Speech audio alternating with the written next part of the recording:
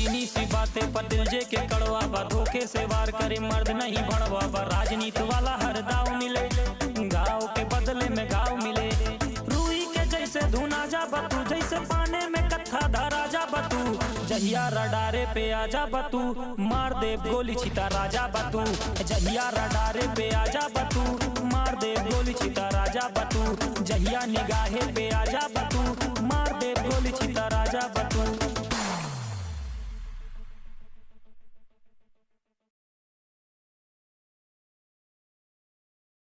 मेरे चैनल को लाइक and subscribe करें, बेल आइकन दबाना भूलें। सपोर्ट के लिए थैंक यू।